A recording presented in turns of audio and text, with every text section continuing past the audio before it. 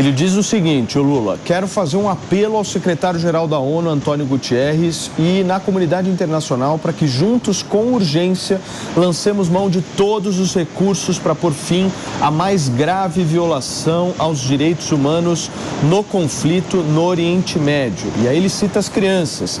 As crianças jamais poderiam ser feitas de referência, não importa em que lugar do mundo. É preciso que o Hamas liberte as crianças israelenses que foram sequestradas por suas famílias. É a primeira vez que o presidente Lula cita o nome Hamas num posicionamento público.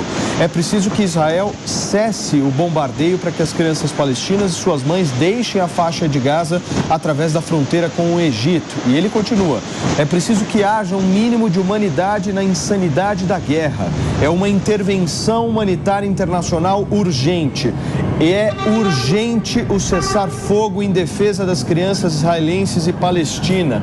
E ele encerra: o Brasil, na presidência do Conselho de Segurança, juntará esforços para que cesse de imediato e em definitivo o conflito e continuará trabalhando pela promoção da paz em defesa dos direitos humanos no mundo. Luiz Inácio Lula da Silva, presidente do Brasil. Uma postagem às 10 horas e 16 minutos e imagens ao vivo que mostram mais uma explosão na faixa de Gaza. Uma fumaça preta indica justamente que mais um edifício foi atingido por lá. Um barulho muito forte dessa explosão que nós acompanhamos agora ao vivo aqui, e temos agora esse novo ingrediente, Pepe, esse posicionamento um pouco mais firme do presidente Lula, um pouco não, bem mais firme do presidente Lula, se na comparação com o posicionamento de ontem. Com certeza. Primeira declaração pública do Lula que cita o Hamas, não é? E é bom lembrar, Paulinho, eu fiquei um pouco assustado quando eu vi dados sobre a demografia da faixa de Gaza. 48% da população que vive na faixa de Gaza tem até 14 anos. Ou seja, metade da população da faixa de Gaza é feita por crianças e adolescentes, né? Adolescentes na baixa idade, diria, né? Ou seja, realmente, quem vai ser mais afetado com essa guerra na faixa de Gaza, quando você pensa nos civis, serão as crianças. Infelizmente, o efeito colateral da guerra é exatamente criar essas baixas civis.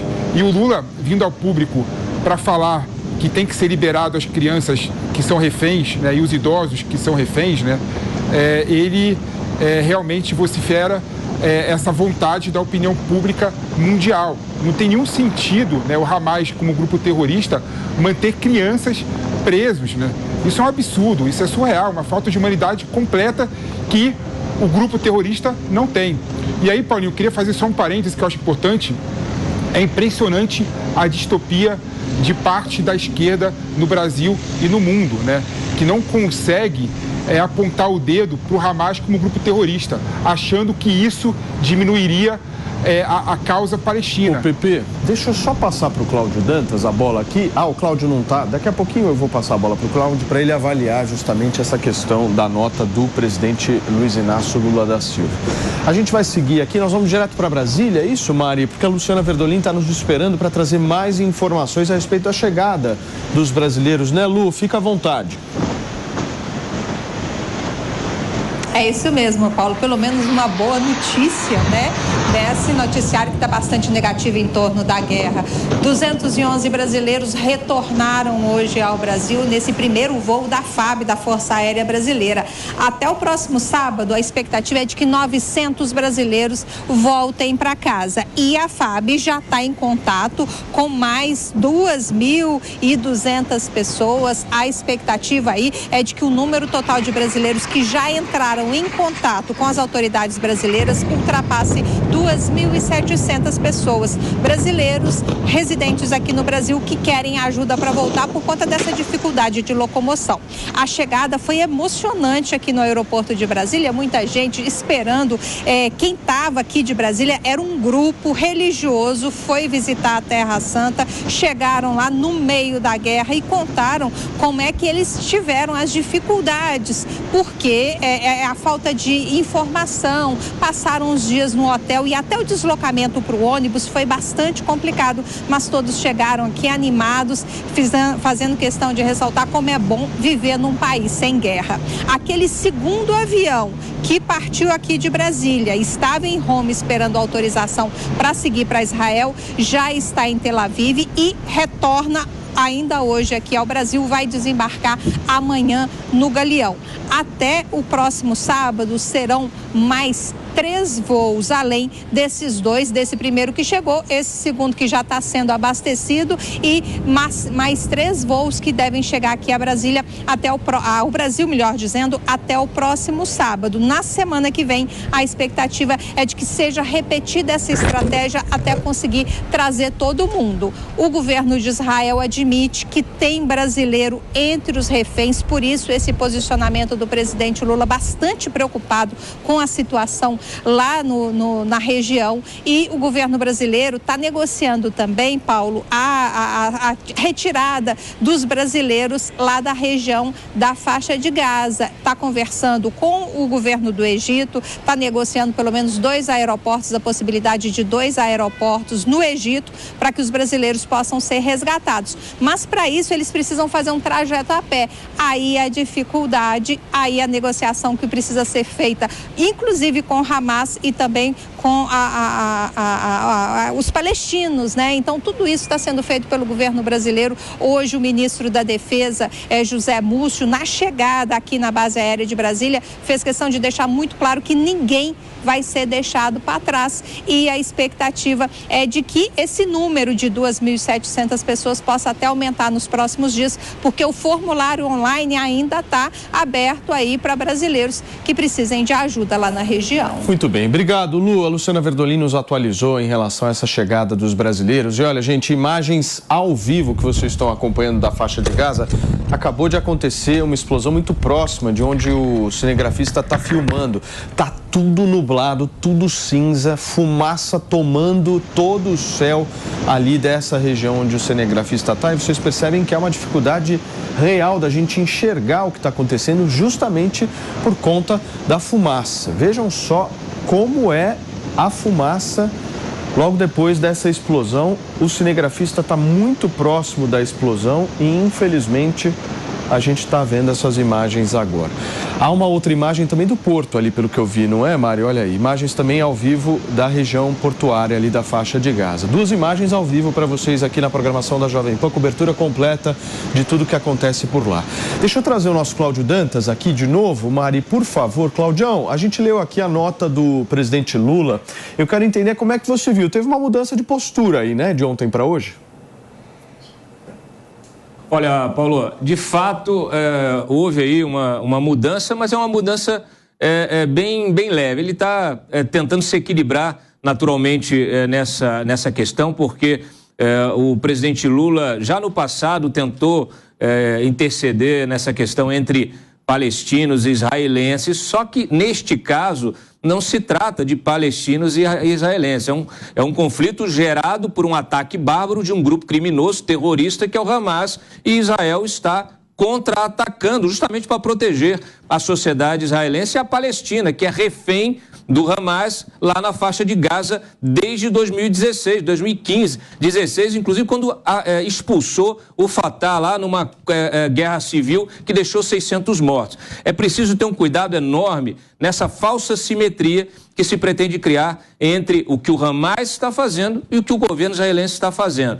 Então, assim, claro, agora esse é o grande desafio diplomático para o Brasil, que assume que está na presidência este mês do Conselho de Segurança da ONU, que já tentou aí em reuniões, numa reunião convocada anteontem, tentou estabelecer algum tipo de acordo de saída pacífica aí, mas não conseguiu nenhum tipo de consenso. Então o Lula está dizendo que novamente o Brasil vai tentar buscar uma saída para pacificar um cessar-fogo, mas me parece que não será ouvido justamente pela necessidade de uma resposta do governo israelense rápida, não só para neutralizar o Hamas, mas para tentar recuperar esses reféns, que mais do que reféns são prisioneiros, né? E entre eles essas crianças que estão citadas no apelo do presidente Lula. Muito bem, Cláudio, obrigado, viu, pela tua contribuição e pela sua participação aqui no Morning desta quarta-feira. Gente, vamos voltar com as imagens ao vivo, porque o bombardeio na faixa de Gaza continua, céu completamente tomado pela fumaça, imagens ao vivo. Pelo que eu percebi, Maninho, hoje a gente não tem, pelo menos neste horário, uma quantidade de ataques tão grande quanto nós tivemos ontem. Algo mudou aí ou é uma estratégia?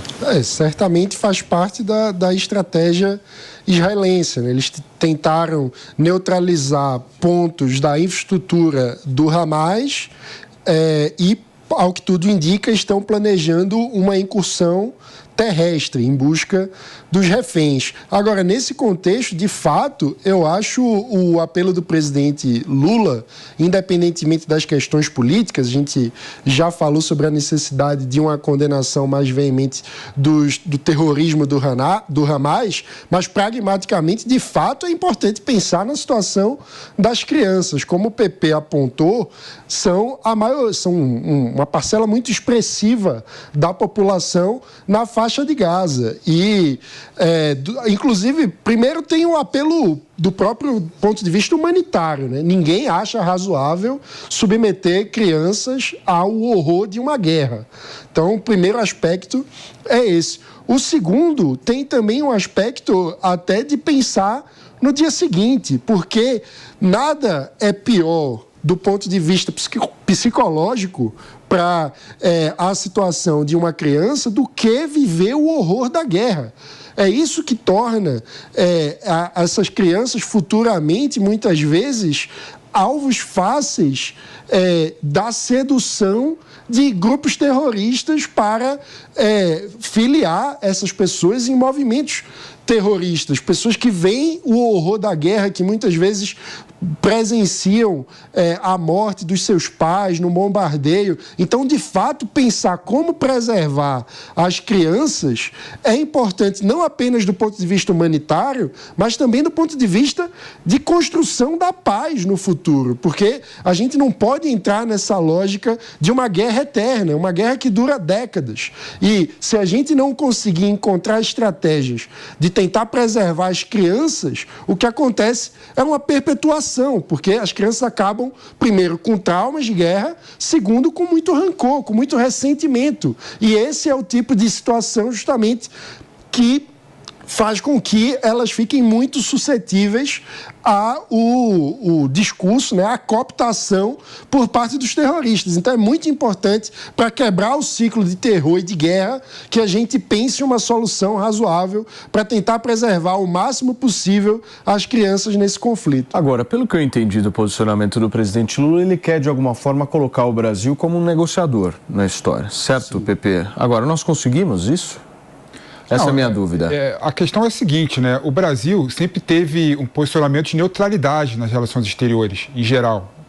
Então, se tem algum país que consiga, de certa forma, se colocar como um país que consiga iniciar a negociação, é um país neutro. Então, o Brasil, na minha opinião, ele tem capacidade e tem histórico para isso. É bom lembrar que o Estado de Israel foi criado em 1947, por conta de um posicionamento e por conta de negociação de um brasileiro, né, Oswaldo Aranha, né? Ou seja, né, o Brasil sempre teve nessa região uma ingerência e um respeito muito grande. É bom lembrar, por exemplo, que vários brasileiros vivem em Israel, vários israelenses vivem no Brasil, Israel e Brasil vivem realmente um momento de união, né, historicamente. Então, eu creio que o Brasil, sim, tem que se colocar como alguém que possa iniciar esse passo, né, que seria a negociação da paz. Inclusive, o Brasil faz parte da presidência do Conselho de Segurança da ONU, né? Institucionalmente, o Brasil, ele tem que se colocar nesse papel, né, buscando o entendimento e buscando realmente a negociação para termos dois estados independentes, com fronteiras reconhecidas internacionalmente e com esse respeito dos dois estados de Israel e o estado da Palestina, que é o que vai resolver essa guerra no final das contas. E que era também, Pepe, só para acrescentar, a solução que estava articulada lá atrás pelo Oswaldo Aranha, né? Ele previa na resolução que foi aprovada na ONU a criação de 2 estados. E aí, infelizmente, em função dos diversos conflitos na região, houve apenas a implementação do Estado de Israel e não foi conseguido a implementação do Estado palestino em função de todos os conflitos. Agora, senhores, qual será o papel dos Estados Unidos, nessa guerra? Porque a gente sabe, os Estados Unidos até agora somente promoveu um apoio mais retórico ao Estado de Israel, certo? Mas pela primeira vez, Paulinho, eu vi o Biden falando realmente duro. Não, sim, mas, Pepe, o que eu estou dizendo é o seguinte, falar duro é muito mais fácil do que você conclamar um aparato militar e colocar esse aparato em prática, certo? Há uma diferença significativa. É que o Estado de Israel possui um aparato militar muito robusto. Não, mas a minha dúvida para vocês é a seguinte, se os Estados Unidos se envolvem, militarmente falando, a guerra ganha uma escala muito superior, certo? Sim. Mas eu acho Como é que vocês veem isso? Mas tem 2 movimentos, eu acho. Primeiro, foi o posicionamento do Biden, ontem, falando claramente que não vai aceitar nenhum tipo de ingerência de outros países nessa guerra. E o segundo movimento foi colocar o maior caça de aviões dos Estados Unidos... Porta-aviões, né? Porta-aviões dos Estados Unidos no litoral de Israel. Ou seja, mostrando claramente... que os Estados Unidos está presente, fisicamente na guerra e não vai aceitar. Foi uma clara resposta ao Irã, uma clara resposta ao Líbano, à Síria, dizendo que essa guerra é entre Israel e o Hamas, e que ele não vai aceitar nenhum tipo de postura proativa de outros países em relação à guerra. E isso, para mim, foi muito mais do que só falar. Foi um ato simbólico e um ato realmente de presença. Exato. E lembrando que, desde o início desses ataques, uma apreensão de todos os... de todo mundo, toda a comunidade internacional, é sobre a possível regionalização do conflito, Ou seja, que outros campos de batalha se abram ao redor de Israel. Então, a presença dos Estados Unidos com o porta-aviões e com essa retórica ajuda, nesse sentido, a colocar um freio na possível escalada do conflito. Muito bem, gente.